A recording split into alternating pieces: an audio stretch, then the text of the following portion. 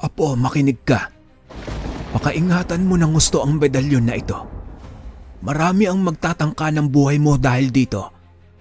Siguro dapat ka nang matuto upang maipagtanggol mo naman ang iyong sarili. Baka ito na ang hinihintay ko, Lo. Na magising ang kapangyarihan ng medalyon. Tanging pag-init lang ng medalyon ang nararamdaman ko pag may masamang nilalang sa paligid. Naririnig mo ba ang sarili mo, bata? Mukhang ikaw ang namumuno sa mga tao at pumaslang sa aking mga walang kwentang alagad. Matapang ka nga talaga, pero pagbibigyan kita.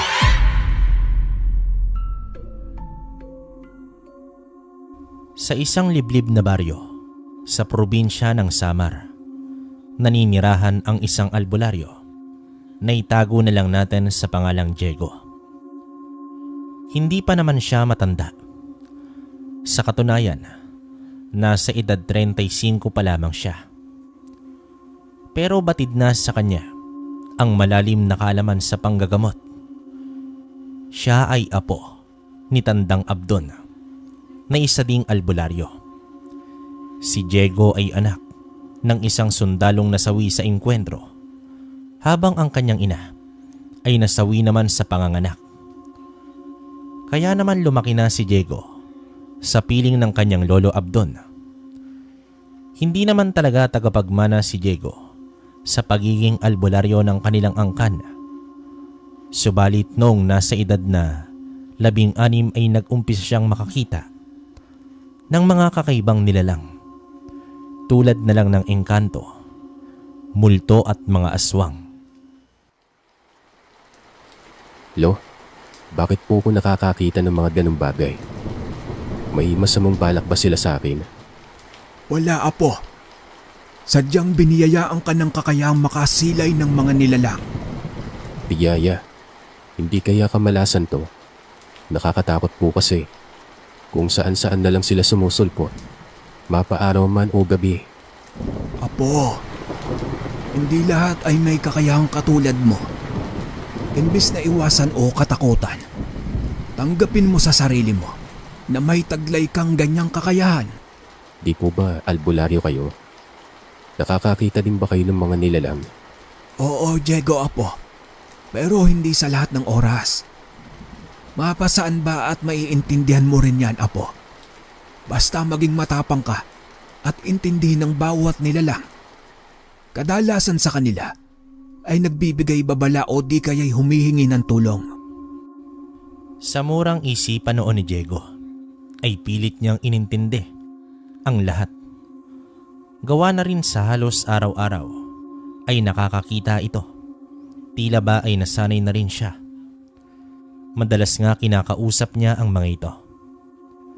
Minsan isang gabi, habang nasa beranda si Diego, nakatanaw lamang siya sa mga kapitbahay na may kuryente. Nangalumbaba na lamang siya habang nangangarap na sana ay magkaroon din sila ng maliwanag na ilaw. Tanging lampara at gasera lamang ang meron sila.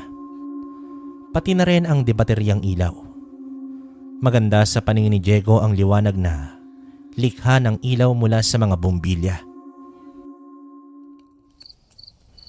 O apo, hindi ka pa ba matutulog? Mauuna na ako. Sige po, Lo. Hindi pa po ako inaantok eh.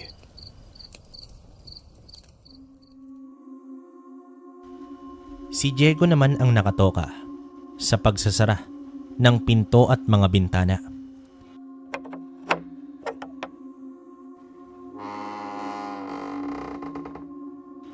Kaya noong pumasok na sa kwarto ang matanda, dito na isinara ni Diego ang pinto sa kusina, mga bintana at muling bumalik sa beranda at nakatanaw lang sa mga kabahayan sa di kalayuan. Ngunit hindi na malaya ni Diego na nakaidlip na pala ito, hanggang sa isang napakalakas na liwanag ang kanyang nakita. Kahit nakapikit pa ay alam niya na may malakas na ilaw sa kanyang harapan. Nanliit ang kanyang mga mata habang tinitingnan ang liwanag na iyon. Nakatakip pa ang kanyang isang kamay upang hindi masilaw. Nang masanay na ang kanyang mata, ay naaninag niya ang isang napakalapad na pakpak at may wangis ito ng tao.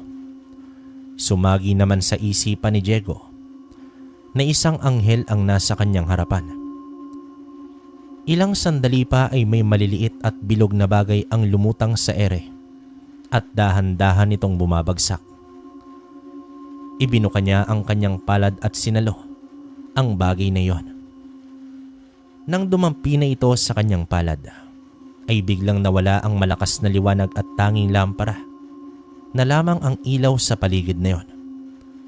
Sinipat niyang maigi ang bagay na tila isang medalyon. May nakaukit rito na isang mandirigmang anghel. Dito na nakaramdam ng takot si Diego. Kaya naman pumasok na siya sa loob at humiga na. Itinago niya ang medalyon sa kanyang bulsa hanggang sa nakatulog. Kinabukasan sa paglabas ni Diego ng kwarto, naabutan niya ang kanyang lolo na tila hindi mapakali at nang makita siya ay para ba itong may hinahanap sa kanyang katawan. Ito po ba ang hinahanap ninyo? Papaano napunta sa'yo yan, Apo? Bigay po yata ng isang anghel. Ewan ko po, basta mabilis ang pangyayari. Tapos sobrang liwanag. Alam mo ba, Diego, Apo, na ito ang tatak ng isang arkanghel?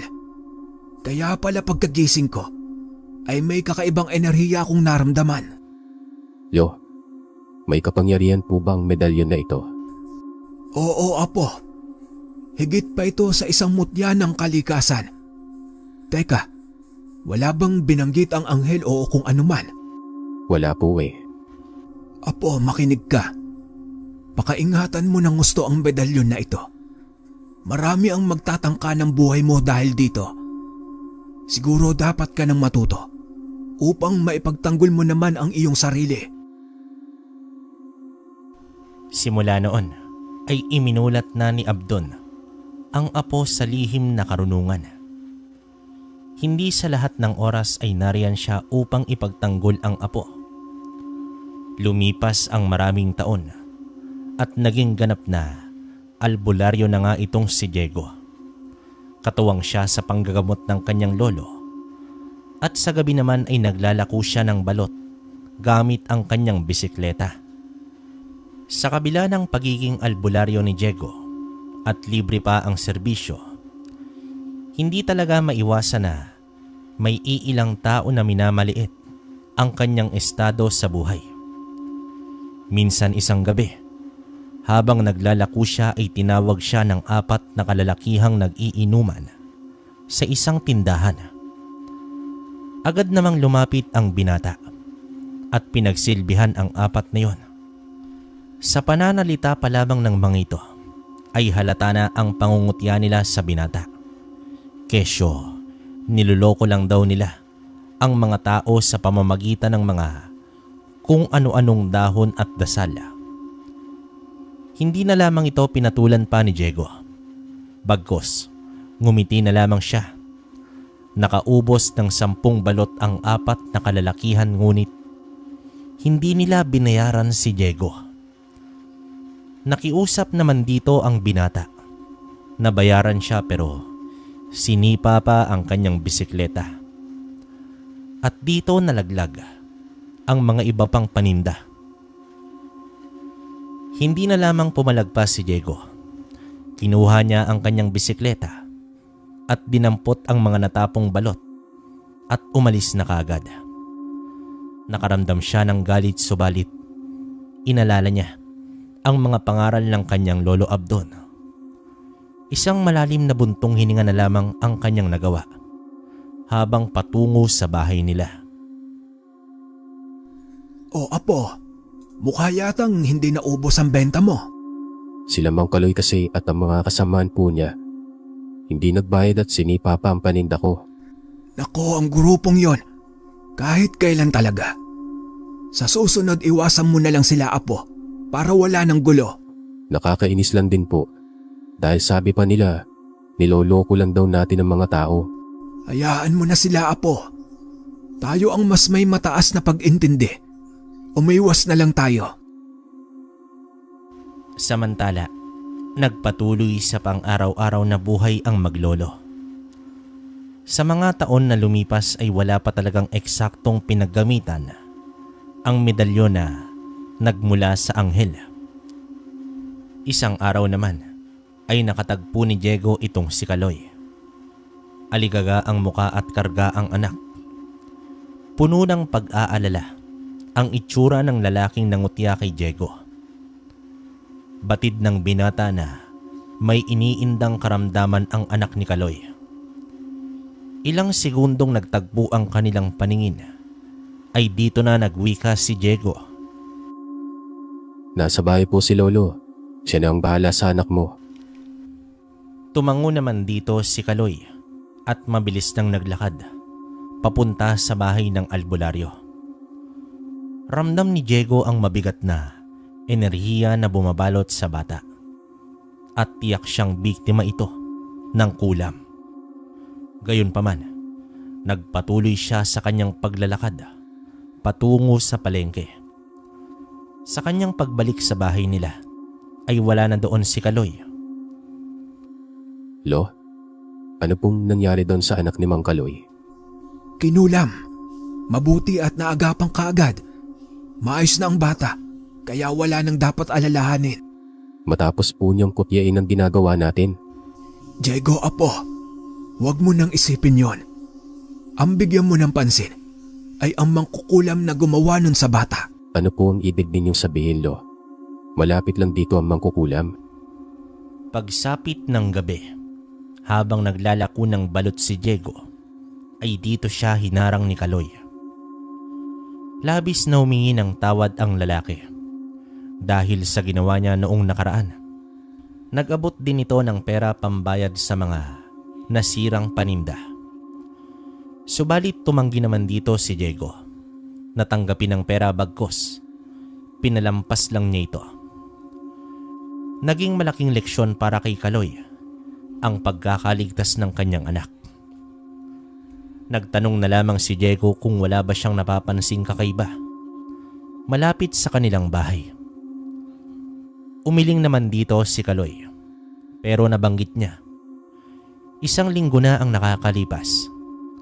May isang matandang babae na napadaan sa kanilang bahay. Hindi niya naman daw kilala ang matandang babae na yon at inisip na baka napadaan lang. Tumango na si Diego at nagpasalamat.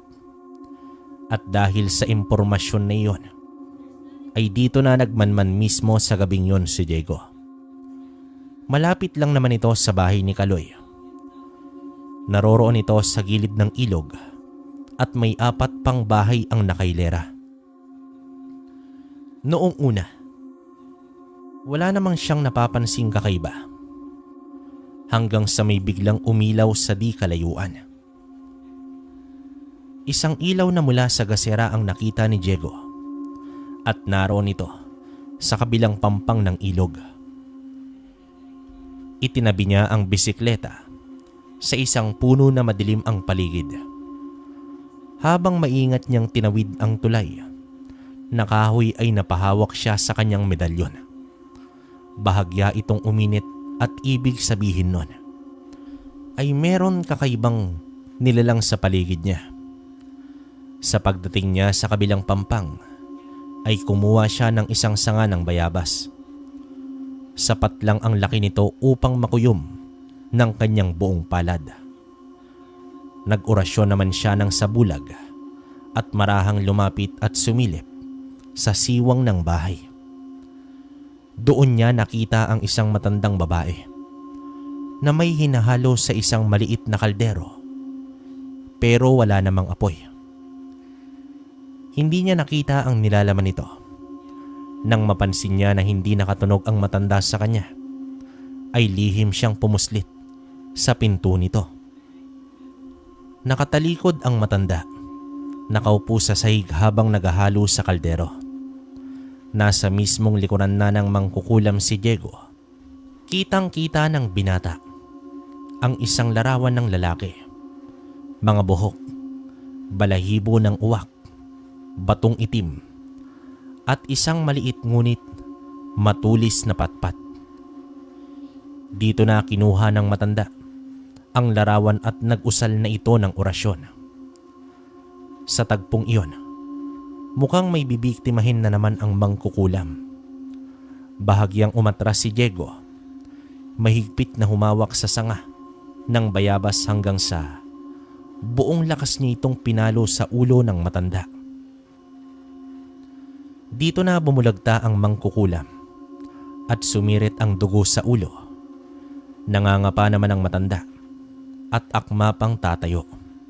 Muling pinalo ni Diego ang ulo nito at doon na nangisay ang mangkukulam. Dinampot ito at hinila ni Diego. Wala namang lumalabas na boses pero nagmamakaawa ang mangkukulam. Pilit inaabot ang kamay ng binata. Gumapang ito sa sahig. Halatang nahihirapan na. Umaatungal ito ng mahina hanggang sa may ibinato ito kay Diego. Isang tigal po ang tumama sa binata, dahilan upang mapasandal sa dingding ng bahay. Bigla namang tumayo ang matanda at naging mabagsik ito. Nagsisisigaw ito habang sumugod kay Diego gamit ang itak. Subalit hindi ito nakatama sa binata. Bagkus, hinampas agad ito ni Diego ng sanga sa tagiliran. Sinundan pa niya ng mga pagpalo sa buong katawan.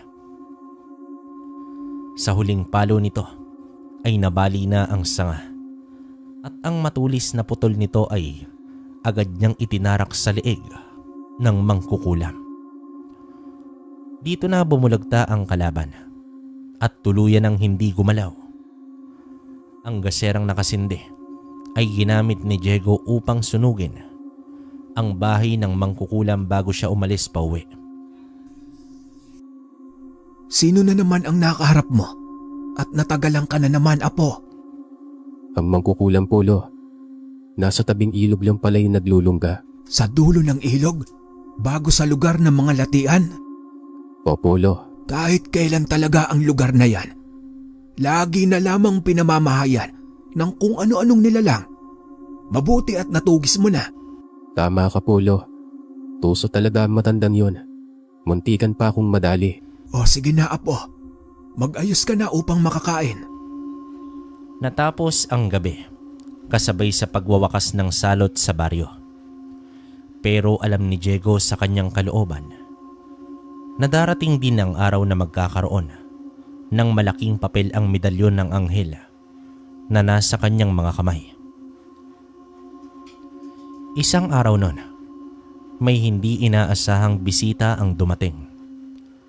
Nakita ito ni Abdon na nakatayo sa bakuran. Namumutla at mukhang pagod na pagod. Ang taong iyon ay walang iba kundi si Sebastian, isang malayong kamag-anak ni Abdon na taga-Hilagang Samar. Nagulat naman dito si Abdon sa itsura nito at agad pinapasok ang matanda sa bahay. Maaga pa lang pero uhaw na ito. Mabilis namang kumuha ng tubig si Diego sa banga at ibinigay dito kay Sebastian. Ang matandang iyon ay may dalang masamang balita. Ayon dito, isa lamang siya sa mga nakatakas mula sa kanilang baryo. Mangyari kasi na pinamumugaran ng mga aswang ang kanilang baryo. Dumulong ito kay Abdon upang humingi ng tulong. Gawa nga ng pagod at gutom, ay pinagpahinga na lang muna nila si Sebastian matapos nila itong asikasuhin. Lo, totoo kaya ang sinasabi po ni Manong? Sa panahon ngayon may mga aswang pa palang namumugad sa isang lugar. Base kasi sa kwento niya, literal na sinasakop ng mga aswang ang baryo. Hindi imposible yan, Apo. Maaaring niyanggaw ng iilang aswang ang mga tao at naging isa ito sa kanila. Ganyan sila magparami at mukhang walang sumupil sa mga nilalang na yon. Kaya sila dumami ng gusto. Kung ganun po, Lo, ako na ang pupunta sa lugar. Apo, masyadong mapanganib. Maganda muna tayo ng antingero na makakasama mo. Kailan pa tayo makakahanap, Lo? Baka pagdating ko doon wala ng taong matitira, kundi lahat ng aswang na. Magtiwala po kay sa akin, Lo, at sa medalyon ng Arkanghel. Pero kailangang planuhing maigi ang pagpunta doon, Apo. Malalakas sila sa larangan ng espiritu at pisikal. Baka ito na ang iniintay ko, Lo, na magising ang kapangyarihan ng medalyon. Tanging pag-init lang ng medalyon ang nararamdaman ko pag may masamang nilalang sa paligid. Baka sa sandali pong ito ay may matutuklasan pa akong iba. Ganoon ba kalakas ang tiwala mo sa medalyon, Apo? Opo, Lo, dahil alam ko na nagmula ito sa anghel at may rason kung bakit sa akin niya ibinigay ito. Mahabang panahon na rin at sa tingin ko, kailangan ng magising kung ano man ang meron dito. Sa mismong araw ng pag-alis ni Diego, ay binasbasan siya ng kanyang lolo Abdon. Pinausukan din siya ng insenso at dahon ng kamangyan. May mga usal din na ginawa ang albularyo para sa karagdagang proteksyon ng kanyang apo. Papasikat pa lang ang araw ay humayo na ang binata. 3 oras din ang bubunuin niya sa biyahe papunta sa nasabing lugar. Sa katunayan, ito pa lang ang unang beses na magpunta si Diego sa hilagang bahagi ng Samar. Kaya naman hindi may iwasan na mamangha siya sa magagandang tanawin na nadaraanan ng bus. Makalipas ang 3 oras ay pumara na si Diego. Iilang pasahero na lang din ang natira sa bus. Habang umaandar na ang sasakyan ay napatitig si Diego sa isang pasahero. Matalim ang tingin nito sa kanya, ngunit may bahid ng takot. Inisip na lamang niya na may alam ang aling yon sa nangyayari sa lugar na binabaan niya. Bitbit ni Diego ang isang maliit na maleta. May iilang damit at kagamitan sa panggagamot at pangontra na rin sa mga aswang. Sa unang bahay na nakita ni Diego ay nagbigay siya ng galang upang magtanong kung nasaan ba ang bahay ni Sebastian. Ilang sandali pa ay mahinang bumukas ang pinto. Animoy may iniiwasan ang may bahay. Sumilip naman ang ale sa kanya. Sa pagtatanong ng binata ay sumagot naman ang ale. Itinuro siya sa isang bahay na maraming tanim na gumamela sa bakuran. Hindi na nag-usisa pa dito si Diego. Alam niya na nag-iingat lamang ang aling iyon. Sa pagbaybay niya sa daang halatang sinukob ng lagim ang lugar. Umaga pa lang pero napakatahimik nito. Sarado at walang katao-tao sa lugar na yon. May iilang bahay naman na umuusok ang kusina pero kahit ang bintana ay sarado. Nagpatuloy siya sa kanyang paglalakad hanggang sa nakita niya na ang mayayabong na gumamela sa bakuran. Ito na marahil ang bahay ni Sebastian. Pumasok siya sa bakod na gawa sa kawayan at tiningnan muna ang bahay. Kinuha rin niya ang susi sa may pinto. Psst! Sino ka? Anong ginagawa mo sa bahay ni Sebastian? Ako po pala si Diego. Malayong kamag-anak ni Manong Sebastian. Sa katunayan po, naroon po siya sa amin ngayon. Pinapapunta po niya ako rito. Kung ordinaryong tao ka lang, mas mabuting umuwi ka na. Wala ka ring silbi dito sa lugar namin. Alam ko po ang ibig ninyong sabihin. Kaya nga po ako narito. Bakit? Kakayanin mo ba sila? Gagawin ko po ang lahat. Kung gayon, ako nga pala si Mitoy. Kaibigan ako ni Sebastian. Kung may nais ka pang malaman tungkol sa baryo namin, nasa bahay lang ako. Sige po, maraming salamat. Dito pumanhik na nga ng bahay ang binata. Marahan niyang binuksan ang pinto. Maayos naman ang loob nito. May iilang gamit at halata mong maaliwalas. Nakita niyang may bombilya sa kisame. Kaya napangiti naman dito si Diego. Sa wakas, makakatira na siya sa isang bahay na may kuryente. Inilapag niya ang maleta sa mahabang upuan na naroon naman sa may sala. Nilibot niya ang buong bahay pati ang labas at paligid nito. Wala naman siyang napapansing kakaiba bukod sa napakatahimik na lugar na yon. Sumilip naman siya sa may silong. Halos 1 metro din ang haba nito mula sa lupa. Isang tipikal na bahay sa probinsya. May 2 kwarto sa bahay. Doon siya pumasok sa kabila. Ayaw niyang okupahin ang kwarto ni Sebastian. Matapos niyang ayusin ang mga gamit ay tiningnan niya kung anong meron sa kusina. Kung may kailangan ba siyang bibilhin para sa kanyang pagluluto. Nang masuri niya ay ayos pa naman ang lahat. Dito nagpasya siyang pumunta ng palengke. Kaya naman nagtanong siya kay Mitoy kung saan banda ang palengke nila. Naku, ewan ko na lang kung may nagtitinda pa. Karamihan kasi sa mga tao dito, iba na ang kinakain. Ganon ho ba? Paano yan wala akong makakain?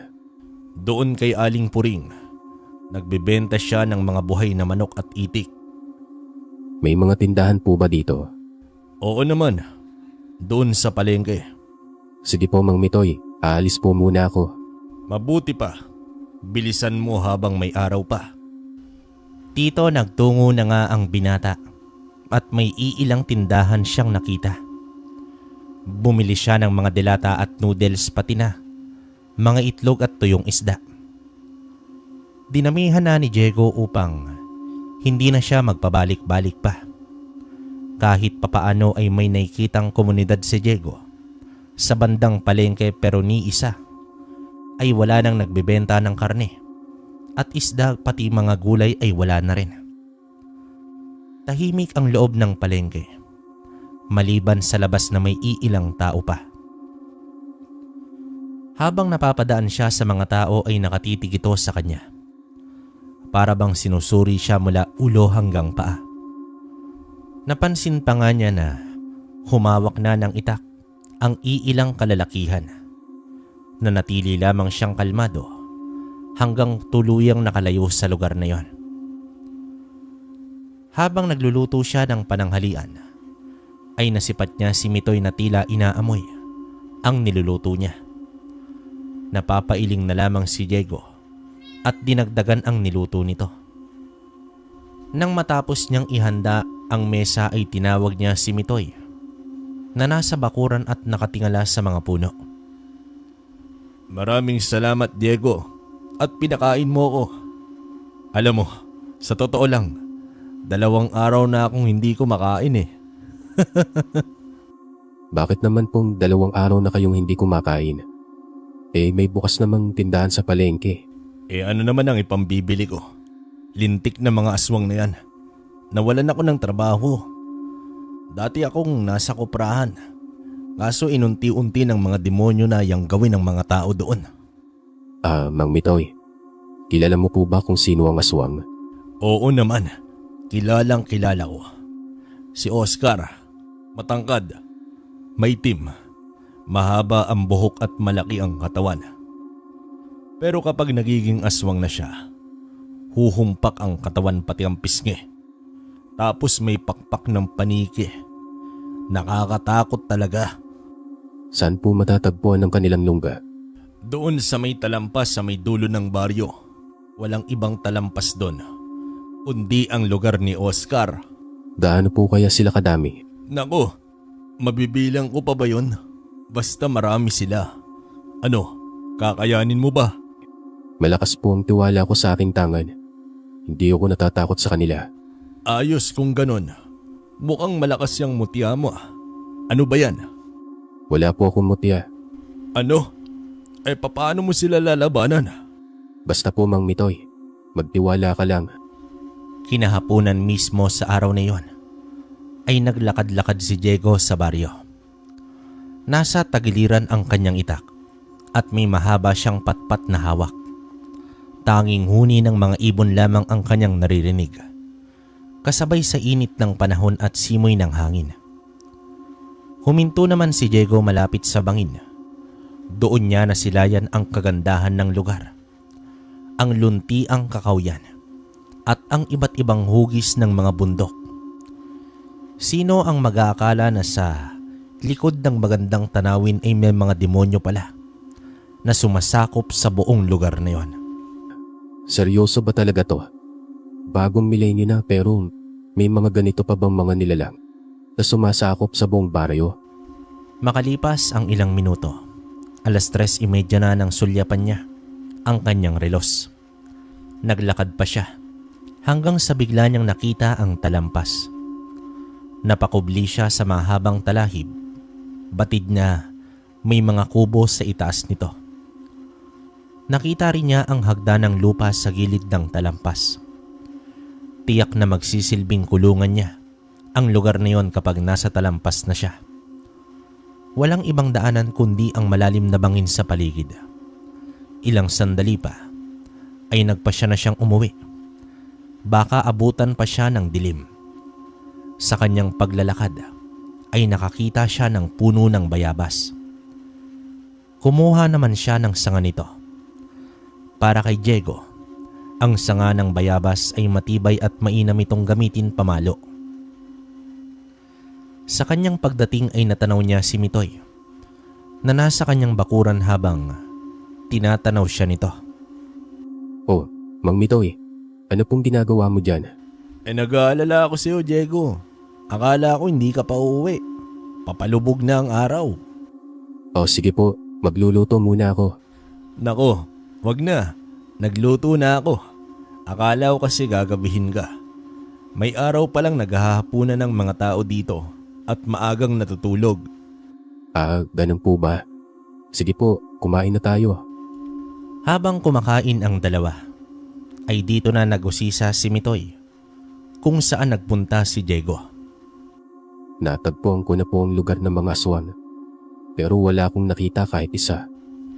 Lumapit ka ba? Hindi po, Mang Mitoy. Nasa malayo lang ako. Iniisip ko kung papaano ako makakaakyat sa lugar na hindi napapansin. Nako Diego, nakakatakot naman yung balak mo. Wala ka pa namang mutya. Hindi nga po ito madali, Mang Mitoy. Matapos ang kanilang hapunan ay umuwi na itong si Mitoy, habang si Diego naman ay binalatan ang sanga ng bayabas at inayos ito upang maging maayos na hawakan. Makalipas ang ilang minuto ay nakahiga na si Mitoy sa kanyang kwarto, ngunit may naaninag siyang ilaw mula sa bahay ni Diego. Agad siyang bumangon at pinuntahan itong si Diego. Diego, patayin mo ang ilaw mo. Bakit naman po ang dilim na? Hindi mo ba nakikita ang ibang bahay? Walang nagbubukas ng ilaw. Kapag may bukas na ilaw ang isang bahay, tiyak aatakihin ito ng aswang. Ito ang paraan namin upang makaligtas sa mga demonyong iyon. Ganon ba? Sige po, papatayin ko na. Tiisin mo na lang ang dilim. Sige na, tutuloy na ako. Dahil naman sa nangyari, mas lalong naawa si Diego sa sitwasyon ng mga tao sa baryo. Alam niya ang pakiramdam na mamuhay sa dilim. Gayunpaman, nanatili sa beranda si Diego. Kahit papaano, may konting liwanag mula sa kalangitan. Nagusal din ang binata ng sabulag. Nasa tabi niya ang pamalo at itak. Meron pang bata ang gabi. Kaya naman dilat na dilat pa ang kanyang mga mata. Bandang 7:00 pa pero napakatahimik na ng buong baryo. Ilang minuto pa ay may naaninag siyang naglalakad papalapit sa kanya. Dito mabilis siyang pumasok sa loob at isinarado ang pinto. Sumilip naman siya sa may siwang at nakita niya ang isang lalaki na palingon-lingon. Tila may hinahanap ito. Lumapit pa ito sa bakuran ni Diego. Umupo ito sa lupa na parang aso at sumisinghot sa hangin. Marahang naglakad si Diego sa may kusina at doon siya lumabas. Maingat naman siyang naglakad patungo sa gilid ng bahay. Naroon ang aswang na nakaupo pa rin sa lupa at nakatalikod sa kanya. At nang makahanap siya ng tiempo, ay mabilis siyang kumilos at agad pinalo siya sa ulo ang nilalang bagay na ikinabagsak nito. Alam niyang buhay pa kaya inundayan pa niya ito ng ilang palo sa maraming beses gamit ang sanga ng bayabas na may usal. Dito nangisay ang aswang hanggang sa nawalan ito ng buhay. Wasak ang bungo. Hinila ito ni Diego papalayo sa lugar at doon niya iniwan sa may damuhan. Alam niya na ang ginawa niyang yon ay magsisilbing pahiwatig sa mga aswang na may kumakalaban sa kanila. Kinabukasan, maaga pa lang, ay nangapit bahay na si Mitoy. Naabutan niya si Diego na nagkakape. Inaya siya ng binata at hindi naman tumanggi ang lalaki. Kamusta ang tulog mo, Diego? Ayos naman po, Mang Mitoy. Medyo malamok nga lang. Wala eh. Ganun talagang sitwasyon dito. Matanong nga po pala kita. Nakita mo na po ba yung anyo ng mga aswang? Ano po bang itsura nila? Iba-iba, Diego. May lumilipad, may sa lupa lang. Meron din parang aso pero karamihan sa kanila ay may mga pakpak. Kung sakaling kikilos na po ako, Mang Mitoy, handa ka ba sa mga posibleng mangyayari? Mangyayari? Bakit? Ano bang mangyayaring sinasabi mo? Kapag nalaman po nila na may kumakalaban sa kanila, ay tiyak susugod sila at iisa-isahin ang bawat bahay dito. Nako, yan na nga bang sinasabi ko eh. Bakit naman po kasi nananatili pa kayo sa baryong ito? Alam niyo naman na hindi na ito ligtas. Karamihan sa amin dito ay umalis na. Pero may mga tao din na wala nang mapuntahan. Katulad ko, wala na akong kamag-anak. Ang nag-iisang kapatid ko ay nabiktima pa ng mga aswang na yan. Ang bunsong kapatid ni Mitoy ay nag-aayos lang ng mga panggatong sa silong isang gabi. Hanggang sa may tumawag sa kanya. Lumapit naman siya dahil kilala naman niya ang tumawag na lalaki. Habang si Mitoy ay nakatanaw lang sa bintana mula naman sa loob ng bahay. At nang makalapit na ang kanyang kapatid, ay bigla na lamang itong kinalmot ng lalaki at halos humiwalay ang leeg nito. Mabilis sinunggaban ng aswang ang kawawang biktima at tinangay papalayo. Nanigas itong si Mitoy sa bilis ng pangyayari. Lumipas pa ang ilang minuto bago niya tuluyang napagtanto ang totoong nangyari. Wala na itong nagawa kundi ang umiyak na lamang. Samantala, sa kanilang pag-uusap ay inaya ni Diego si Mitoy na tulungan siya sa pagsupil sa mga aswang. Nahintakutan naman ang itsura ni Mitoy ngunit kinumbinsi siya ni Diego na kung walang kikilos ay patuloy ang paghahari ng mga aswang sa kanilang baryo. Ano bang gagawin ko, Diego? Makikipaglaban ba ako sa mga aswang na yan? Hindi po, Mang Mitoy. Aalalay ka lang. Hayaan mo at may ihanda lang ako. Umuwi ka po muna at tatawagin na lang kita. Ayos po ba? O sige, walang problema. Basta siguraduhin mo. Alalay lang ako, ha? Matapos nito ay nag-umpisa ng mangalap ng mga balat ng niyog si Diego. Nanguha din siya ng makabuhay at maraming asin. Pagsapit ng tanghali ay sabay munang kumain ang dalawa. At pagkatapos ay nag-umpisa na sila sa gawain. Gumawa sila ng mga kumpol na balat ng niyog. Paligid na may sapat na distansya.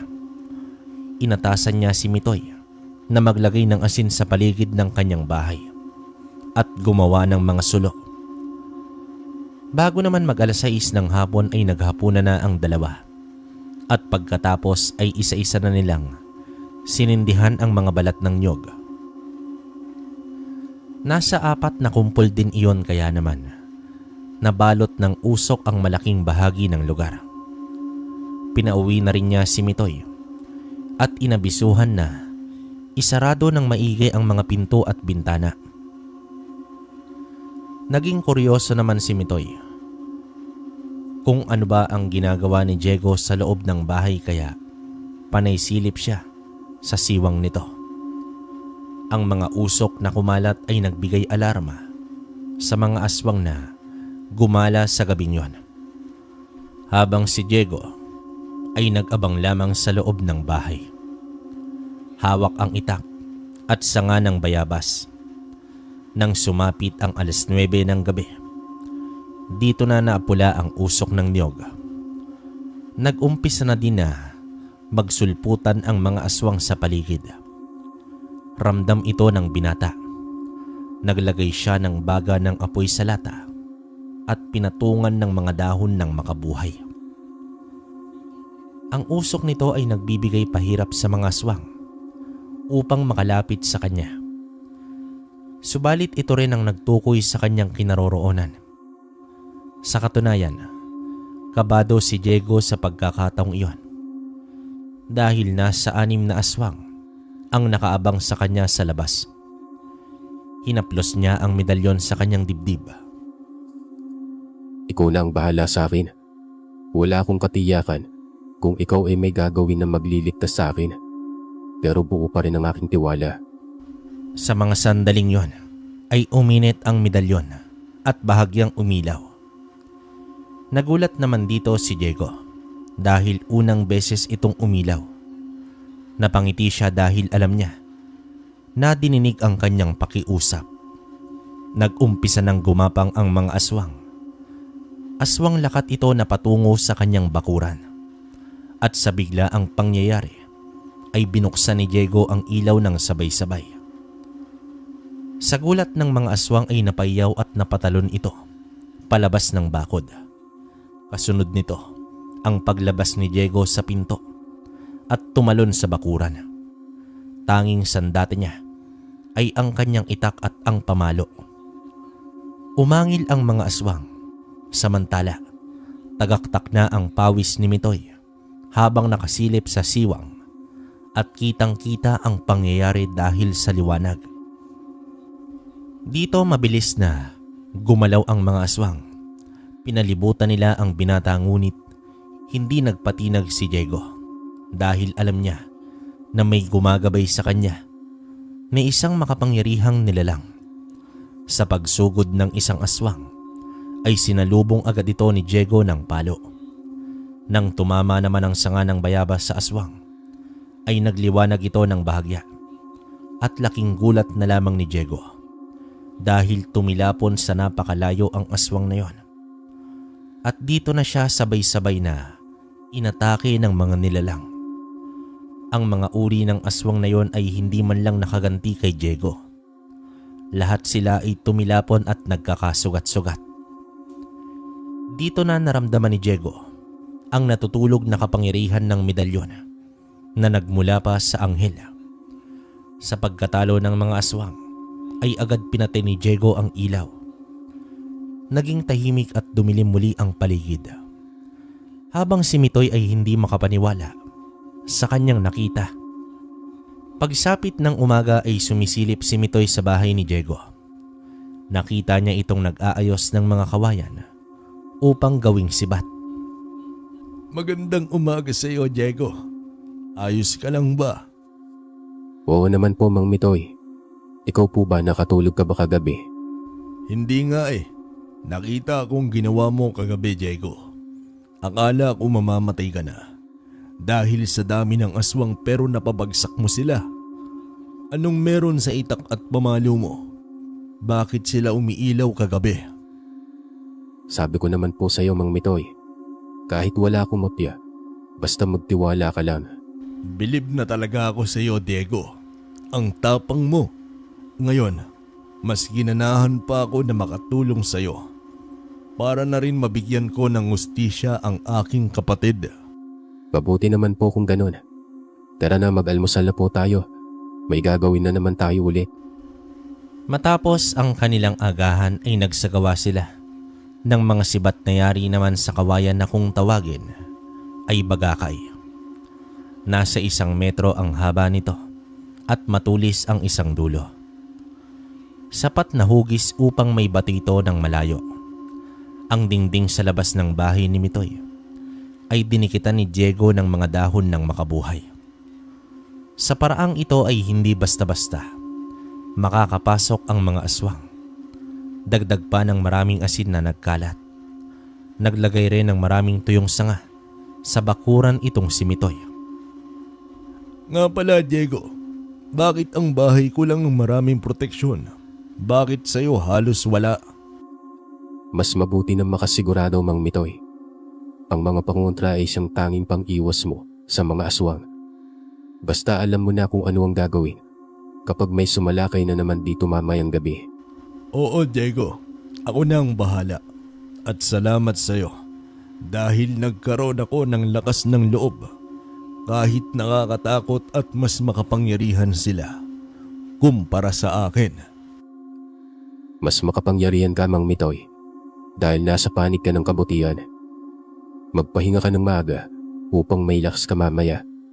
Dahil natitiyak akong muling magbabalik ang mga demonyong yon at mas marami pa sila. Sa pagsapit ng 6:00 ay naghanda na ang dalawa. Napansin ni Diego na may iilang kapitbahay na sumisilip sa bintana. Tumango at ngumiti lamang si Diego sa kanila. Hanggang sa isa-isang nagsilabasan ang mga tao. Nagwika si Diego na gumagawa sila ni Mitoy ng paraan upang masupil ang mga aswang sa baryo. Dito na nagtanong ang mga tao kung papaano sila makakatulong. Tumugon naman si Diego na ang simpleng pagpapausok ng balat ng nyog ay malaking tulong na pero gagawin lang nila iyon kapag nariyan na ang mga aswang. Tumango naman ang mga tao at isa-isa nang kumuha ng mga balat ng nyog. Grabe ka naman, Diego. Napakilos mo ang mga tao.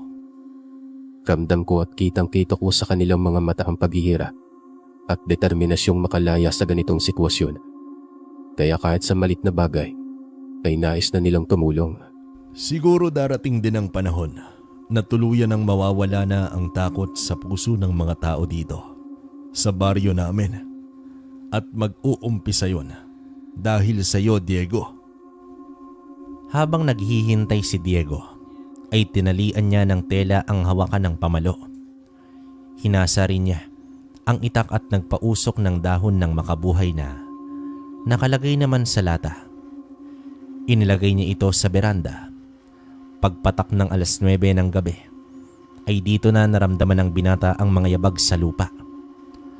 Mabilis at umiikot sa lugar. Umaatungal ang mga aswang tuwing nalalanghap nila ang usok na nagmumula sa makabuhay.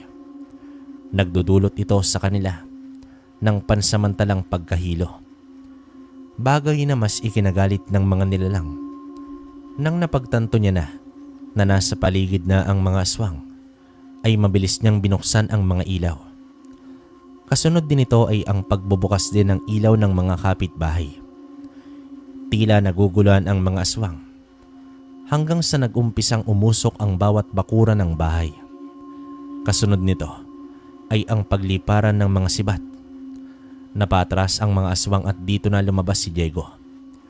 Sa pangalawang pagkakataon ay nakipaglaban ang binata sa mga aswang lakat. Malaking bentahe sa kanya ang pagkahilo ng mga kalaban. Dahil na rin sa mga usok sa paligid, sinilaban na ni Mitoy ang kanyang bakuran at patuloy siya sa pagbato ng mga sibat. Samantala, nagkaisa ang mga kapitbahay na magrosaryo at malakas ang kanilang pagkakabanggit nito. Nakita rin ni Diego ang pagkakaisa ng mga tao sa gabing yon. Makalipas ang mahigit 1 oras ay nagwagi sila. May mga nakatakas man pero malaki sa bilang ng mga aswang ang napaslang.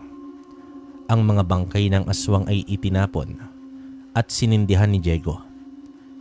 Sa gitna ng pagbubunyi ng mga tao, ay may mga matang nakasilip mula sa anino ng dilim. Ang gabing yon ay umpisa pa lamang sa mas matinding labanan. Diego, panalo tayo. Ganito pa lang pakiramdam na makapaghiganti sa mga hayop na yon. Huwag po muna kayo magpakampante, Mang Mitoy. Mga mabababang uri lamang ang sumalakay dito.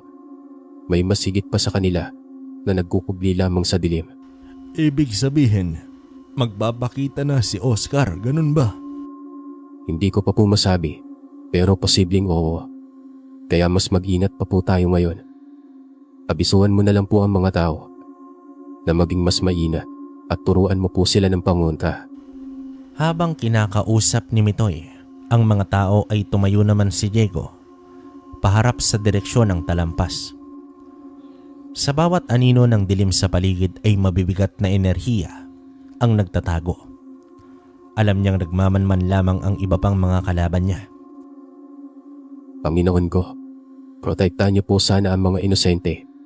Kayo na po ang bahala sa kanila. Pagsikat ng araw ay may nalalabing usok pa ang natira sa paligid. Lumabas na ang mga tao. May nagwawali sa bakuran. May nag-aayos ng halaman at kung ano-ano pa.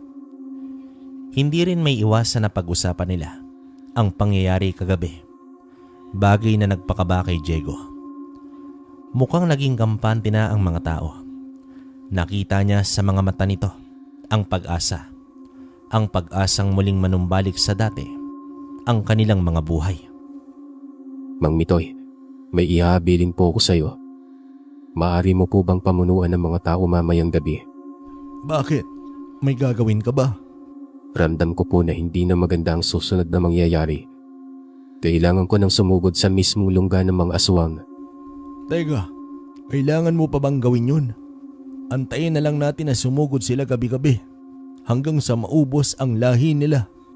Hindi po ganun kadali yun, Mang Mitoy. Bago pa dumanak ang dugo, dapat maunahan ko na po sila. Kung sakaling may aatakat pang mga aswang, kayo na po ang bahala sa mga tao. Oo, sige. Pero babalik ka, Diego, di ba? Opo, Mang Mitoy. Babalik po ako. Bago pa lumubog ang araw ay naglakad na si Diego papunta sa may talampas. Isang tingin ng pag-asa ang iniwan niya kay Mitoy. Habang binabaybay niya, ang madamong daanan ay nagpakalat na ng usal si Diego sa paligid. Mga usal na magiging harang sa mga aswang upang hindi makausad sa baryo. Buo na ang loob ng binata. Magiging kapalit man ito ay ang kanyang buhay. Ito na ang matagal niyang hinihintay ang magamit ng buo at sukdulan ang medalyon ng anghel. Sa paglubog ng araw ay pumalit ang malaking buwan. Sa mga sandaling ito ay nasa ibabaw na ng talampas si Diego. Ibinuka niya ang mga palad at muling nag-usala. Nagpalipad hangin siya ng mga tigalpo. At sa ilang minuto ay nagkagulo na sa itaas. Nag-angila na ang mga nilalang. May mga aswang na nagliliparan, pumapaikot sa talampas. Hanggang sa may isang malaking nilalang ang dumungaw. Sino ang lapastangan na yan? Ikaw ba si Oscar? Sa palagay ko ikaw na nga. Pupugutan kita ng ulaw, demonyo ka. Humagalpak naman dito ng pagtawa si Oscar sa kanyang narinig. Naririnig mo ba ang sarili mo, bata? Mukhang ikaw ang namumuno sa mga tao at pumaslang sa aking mga walang kwentang alagad. Matapang ka nga talaga, pero pagbibigyan kita. Dito na kumumpas ang mga kamay ni Oscar at nagsimulang umatake. Ang mga aswang na animoy mga malalaking paniki. Dumukot si Diego ng pulbos. Nagawa naman sa pinaghalong makabuhay at asin. Isinaboy niya ito sa ere. Tumatagilid naman ang natatamaan at bumubulusok ito sa lupa dahil sa pagkapaso nila sa pulbos na iyon. Inilabas na ng binata ang kanyang mga sandata. Sa kanan ay ang pamalo at sa kaliwa ay ang itak. Nagmistulang nakikipaglaro si Diego sa mga aswang. Sa bawat natatamaan ay tumatalsik ng malayo at nababalian ng buto. Nang makita ni Oscar ang kakaibang liwanag sa may sandata ni Diego, ay napaisip ito. Wala siyang makitang mutya sa katawan ng binata. Subalit napakalakas nito. Daig pa ang isang antingero. Subalit bilang pinunong aswang, hindi siya basta-basta na lamang aatras. Umangil ng malakas itong si Oscar. Inunat ang katawan at tumingala sa langit. Tila humigop ng lakas sa buwan. Maya-maya pa ay tumalon ito mula sa itaas ng talampas.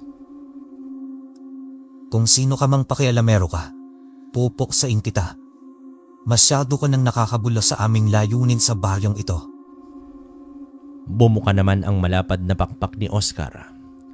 Humumpak ang katawan at pisngi at umusli na rin ang mga pangil sa bibig nito. Bumuka ang malaking bibig nito at naglabas ng nakakakilabot na tunog.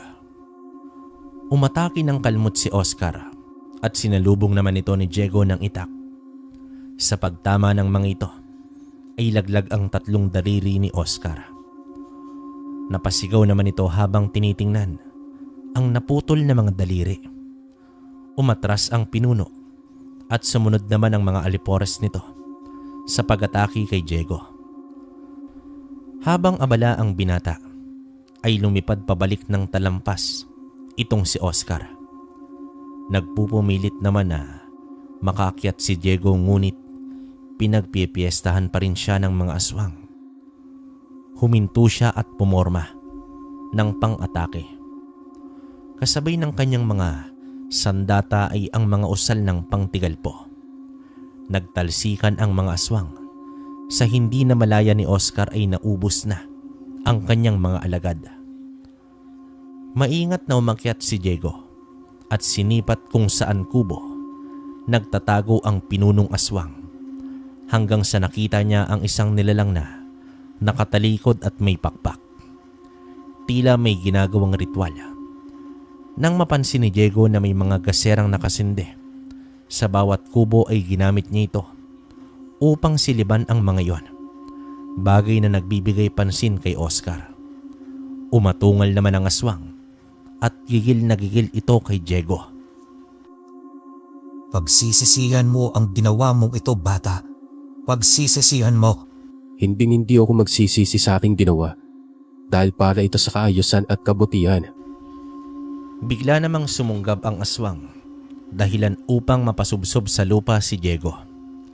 Nabitawan din niya ang mga sandata. Pumaibabaw na si Oscar sa kanya. Ngunit bago pa man ito makakalmot sa kanya, ay sinabuyan niya na ito agad ng pulbos. Napatalon patras ang aswang habang sinasapu ang mga mata dahil sa pulbos. Mabilis na kinuha ni Diego ang mga sandata at walang humpay na inatake si Oscar. Nagkabali-bali ang mga buto nito sa bawat hampas ng pamalo at nagkasugat-sugat na dulot ng kanyang itak. At sa pagpapatuloy ng kanilang laban, tumalsik na ang ulo ni Oscar, hudyat ng kanyang pagkatalo. Umugong ang matinding katahimikan. Malamig ang simoy ng hangin na tila may mga kaluluwang nananaghoy. Lumuhod naman dito si Diego at nag-alay ng dasal para sa mga kaluluwang naligaw ng landas. Sa pagbaba niya ng talampas ay iniwan niya itong nagliliyab. Sa pagbalik niya sa baryo ay nakabang ang mga tao. Isang ngiti ang ibinugad ni Diego sa mga tao. Kasunod nito ay ang pagsisigawan at pagbubunyi ng mga taga-baryo. Totoo ba, Diego? Natalo mo si Oscar? Opo, Mang Mitoy. Kaya malaya na po kayong lahat. Maraming salamat, Diego. Mabuhay ka, Diego. Mabuhay! Ilang araw pang nanatili si Diego sa lugar upang matiyak ang kaligtasan ng mga tao. Ang dating tahimik at malungkot na baryo ay unti-unti nang sumigla. Bukas na rin ang mga ilaw bawat gabi. Nilasap naman ni Diego ang maliwanag na bahay dahil sa bumbilya. Isang bagay na matagal niya nang pinangarap. Sumapit na rin ang araw ng kanyang pag-alis. Labis na nagpapasalamat ang mga tao sa kanyang ginawang tulong at sa pagbabago ng lugar. Diego, kahit sandaling panahon lang tayo nagkasama, alam kong mabuting tao ka. Hindi ko lubos maisip na muling manumbalik sa dati ang aming baryo. Maraming salamat sa iyo, kaibigan. Walang anuman po, Mang Mitoy. Hayaan mo at dadalaw-dalawin ko po kayo dito. Kahit sa anong oras at panahon, Diego, bukas ang aming baryo para sa iyo. Maraming salamat. Sumakay na ng bus si Diego. Nilingon niya ang baryo at ang kabundukang bumabalot dito. Hindi niya inakala na sa ibang lugar pala gigising ang matagal nang nakakubling kapangyarihan ng kanyang medalyon. Sabik na siyang ibalita sa kanyang lolo Abdon at kay Manong Sebastian ang mga nangyari. Matapos ang ilang oras ay nakabalik na rin si Diego sa kanyang bayan. May mga nakakasabay siya sa pagbaba ng bus, ngunit bigla siyang napahinto. Sa pag-andar ng bus ay napalingon siya. Tumambad sa kanyang paningin ang isang matandang babae na may matalim na tingin at nakakalokong ngiti sa kanya. Napakunot ang noo ng binata hanggang sa may bumangga sa kanya na isang batang paslit. Humingi naman ng pasensya ang bata at nginitian naman ito ni Diego. At dito naglakad na siya papauwi. Oh, Diego apo, ikaw na ba yan? Mukhang pumayat ka yata. Dalan po, Balo. Di ko naman po napapansin. Kamusta na nga po pala kayo rito? Ayos lang naman kami. Eh ikaw ba? Kamusta ang naging misyon mo? Pwede na pong bumalik si Manong Sebastian sa baryo niya. Ligtas na po ang lugar, Lo. Aba kung ganon dapat magdiwang tayo. Isang maliit na salo-salo ang naganap sa hapunan nila. At habang nasa gitna ng kasiyahan ay napansin ni Abdon na may iniisip ang kanyang apo. Apo, may bumabagabag ba sa'yo? Kanina po, Lo, sa pagbaba ko ng bus, may nakita akong matandang babae. Alam ko na hindi siya ordinaryo. Iniisip mo ba na isa siyang banta sa mga tao? Opo, Lo. Pero ang pinagtataka ko, bakit hindi ko man lang siya naramdaman habang nasa iisang sasakyan lang kami at mukhang siya pa ang nakaramdam sa akin. Apo, may mga nilalang talaga na magaling magkubli. Huwag mo nang isipin yon. Ipahinga mo muna ang iyong sarili. Kung saan man po mapadpad ang matandang yun, tiyak akong maghahasik yun ng lagim. Sa palagay mo ba, saan nagmula ang matandang yon, Apo? Teka, sa pagkakatanda ko, wala na pong ibang sumakay kundi puro pababa ang lahat. Ibig sabihin, kasabay ko po ang matandang yon at nagmula siya sa baryo ni Manong. Ibig sabihin, hindi mo tuluyang nalinis ang baryo at kasabay mo pang umalis ang nilalang na yon sa lugar na pinamumugaran ng mga aswang. Posibleng hindi lang aswang ang naninirahan at habang abala ka sa pakikipaglaban sa mga aswang, ay malamang tahimik lang na nagmamasid ang matandang iyon. Ano po kayang uri ng nilalang yon, Lo? Manggagaway. Malakas ang hinala ko. Biyasa sila sa mahikang itim. Pero Apo, walang panama yon sa medalyon mo. Pero bakit hindi ko man lang po siya naramdaman, Lo? May kulang po ba? Pagsasanay, yan ang kulang sa'yo, Apo. Kakagising lang ng medalyon mo at marami ka pang dapat matutunan. Huwag kang mag-alala. Darating din sa panahon na magagamit mo ng buo ang kapangyarihan ng isang arkanghel. Sa gabing iyon ay hindi agad nakatulog si Diego. Iniisip pa rin niya ang matandang babae. Sa katunayan, nag-aalala siya sa maaaring gawin nito sa mga tao. Kinabukasan ay nagpasya na si Sebastian na bumalik sa kanyang lugar pero nag-iwan ito ng salapi. Sapat naman ito upang makapagpakabit ng kuryente sina Abdon. Bagay na labis ikinatuwa naman ni Diego. Makalipas ang 2 linggo ay nagliwanag na ang kanilang bahay. Dahil hindi sa gasera, kundi dahil sa bumbilya. Lo, grabe matagal ko itong pinapangarap. Kaso hindi talaga kakayanin sa pagtitinda ko po ng balot. Dapat po magdoble kahit ako nito, Lo, para may pambayad tayo buwan-buwan. Sa gabing iyon ay muling tumambay si Diego sa beranda. Masaya pa rin siya na nakatanaw sa mga kapitbahay na may ilaw. At sa mga sandaling yon ay meron na din sila. Habang masaya siyang nakaupo, ay may bumagsak na liwanag sa kapatagan na nasa kanyang tapat. Dali-dali siyang tumayo at patakbong lumapit sa liwanag na yon. Napatigil bigla ang binata nang makita niya ang imahe ng isang anghel. May espada at baluti ito. Sa hindi malamang dahilan ay napaluhod naman dito si Diego. Ipinikit niya ang kanyang mga mata at naramdaman niya ang pagpatong ng espada sa kanyang mga balikat. Doon ay nakadama ng matinding kapayapaan si Diego at kakaibang enerhiyang dumadaloy sa kanyang buong diwa. Sa pagdilat niya, ay natagpuan niya ang kanyang sarili na nakaluhod sa lupa, ngunit isang kakaibang pakiramdam ang namutawi sa kanya. Ngumiti naman dito si Diego at tumingala sa langit. Binasbasan siya ng anghel at dama niya ang panibagong kaalaman na dulot ng medalyon. Makalipas ang isang buwan, ay dito na nagpasya si Diego na dalawin sina Sebastian at Mitoy. Isang oras nang umaandar ang bus, hanggang sa uminto ito dahil merong sumakay. Dito na tumambad kay Diego ang matandang babae na nakita niya noon. Pasimple naman itong umupo sa harapang bahagi. Tila isang enerhiya ang namagitan sa dalawa.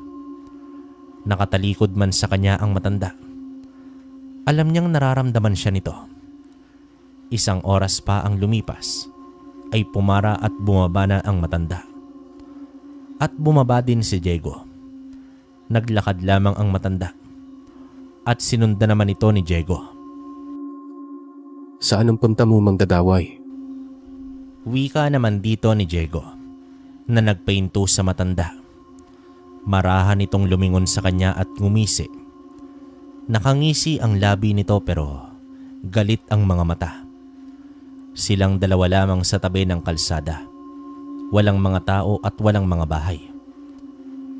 Nang mapansin ni Diego na nag-uusal na ang matanda, ay hinugot niya na ang punyal na tanging sandata niya. Sinugod niya ang matanda, subalit may mga baging na lumabas mula sa kamay nito at pumulupot kay Diego. Nagpupumiglas ang binata at agad naman niyang naputol ang mga baging na yon. Tumakbo ang matanda na hindi akma sa itsura nito. Mabilis at maliksi. Hinabol ito ni Diego hanggang nagpang-abot sila sa may batuhan. Nang mahawakan ni Diego ang kamay ng matanda, ay dumilat ang mga mata nito sa takot. Agad tinigal po ni Diego ang matanda at umatungal na ito at namimilipit. Bumawi pa ito ng usal, ngunit mabilis na itinarak ni Diego ang punyal sa tagiliran ng manggagaway. Sinundan niya pa ito ng maraming beses hanggang sa bumagsak na ang nilalang. Unti-unting natuyot ang balat hanggang sa tuluyan itong naagnas. Halos isang oras din na naghintay ng sasakyan itong si Diego. Sumakay naman si Diego na tila walang nangyari hanggang sa nakarating na nga siya sa baryo nila Mitoy. Laking tuwa ni Mitoy nang makita ang kaibigan niya. Mabuti naman at dumalaw ka, Diego. Sana nagpasabi ka upang makapaghanda man lang kami. Naku hindi na po kailangan yon, Mang Mitoy. Siya nga po pala, may trabaho ka na po ba? Oo, Diego. Doon sa kabilang bayan. Sa katunayan, isinama ako ni Manong Sebastian at natanggap naman ako kaagad.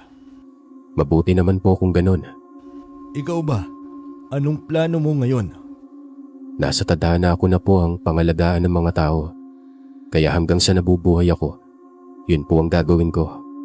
Sana wala ng aswang sa lugar na to. Dahil ewan ko na lang kung mauulit pa ang nangyari dati. Po, di ba po marunong ka ng lumaban sa aswang? Sibat na bagakay lang yan. Hay naku ka, Diego. Kung alam mo lang ang takot ko habang ginagawa ko yun. Dito natawa ng gusto si Diego. Naging masaya ang muling pagbabalik ni Diego sa baryo na minsan ay pinamugaran ng mga aswang. Nanumbalik na ang ngiti sa labi ng mga tao kahit sa kabila ng matinding dagok. Pero para kay Diego, ang mga ngiti ay maaring pansamantala lamang dahil sa likod ng mga anino ay may mga nilalang na nagkukubli at naghihintay lamang ng tamang panahon upang umatake. Subalit nariyan si Diego, ang binatang albularyong manunugis ng aswang na may gabay ng anghel. Wakas. Okay, kamusta muna ang lahat mga kabaryo? Siguro hindi mo na magbibigay ng opinion para sa kwentong to kasi napakaganda naman at napakinggan nyo naman na isang anghel din yung kwento natin ngayon. Alam nyo naman pag anghel is talagang wala na tayong dapat pang pag-usapan, di ba? Nga pala, siguro naninibago kayo sa boses natin.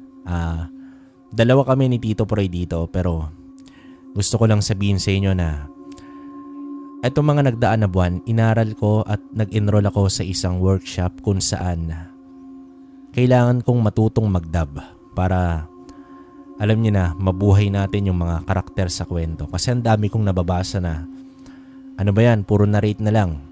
Maganda naman yung narrate pero sana merong karakter. Yung kesyo ganun. Pasensya na pero ito na po yung start natin. Ginaya ko muna yung mga ibang boses na naririnig ninyo. Sinubukan ko pero halos masuka talaga ako. Kasi sobrang sakit sa lalamunan. Pero nakakatuwa na nagawa ko naman. No? Feeling ko nagawa ko naman. Dito lang ako kay Mitoy nahirapan. Kasi talagang ang hirap pag magboses matanda.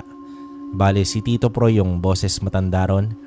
The rest ako na. Kaya maraming salamat sa inyo. Nakakapagod to kabaryo. First time to pero para sa inyo gagawin natin yan. Sana bigyan nyo rin ng komento yung ginawa natin ngayon na pagdadab ng mga karakter.